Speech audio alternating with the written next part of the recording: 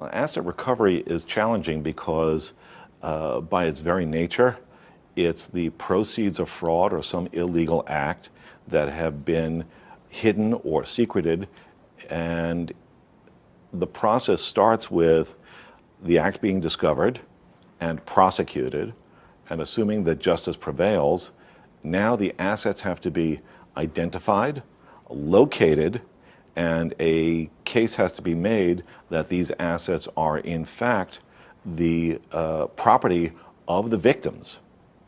And going through those various steps can be challenging because fraudsters, as we know, are trying to conceal things.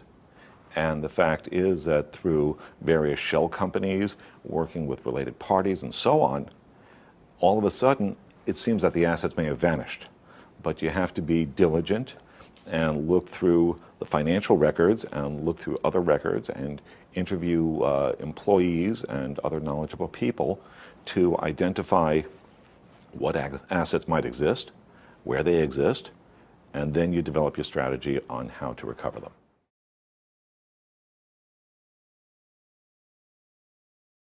By asking the questions who, what, where. Who is the person of interest, who is the suspect. You then start to collect information about any companies that the suspect controls, any individuals in that same orbit, employees, former employees, business partners, spouses, ex-spouses, customers, vendors, and go out and interview them, all of them, as many as is practicable. And you have to do it slowly, gradually, so as not to alert the suspect. That takes care of the who and in part the where. Now, how do you obtain the financial records? If this is a civil proceeding, then you can send out letters to the banks and say, we have a judgment, or your customer may have funds on deposit that he or she is not the beneficial owner of. And this is why we say so. Here is the evidence.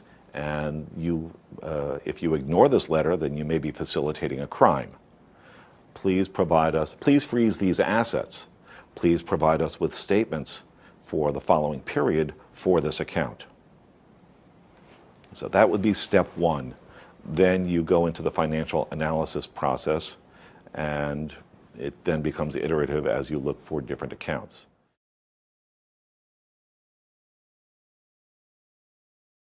There are other information gathering techniques that you would have to use for business records.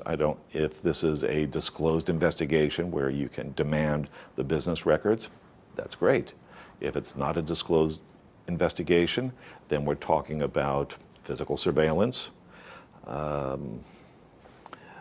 Electronic surveillance is not legal in the public sector, or in the private sector rather. So I would say don't do that, because then you as an investigator are liable for criminal trespass.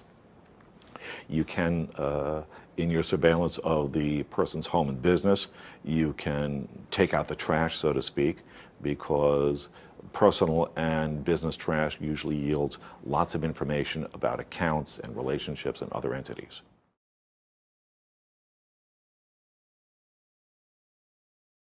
There are a lot of online databases that are either free or are subscription, and they provide a tremendous amount of information as to the existence of assets. And these are primarily real assets, properties, aircraft, boats, automobiles. Also, they can disclose connections with various organizations, businesses, not-for-profits, and so on. So first and foremost, you can potentially attach someone's home or vehicle or aircraft, whatever. As far as finding out or doing something with the information relating to organizations, you can make an inquiry of that organization. You could possibly send a letter saying that you want to garnish wages. There are other opportunities like that.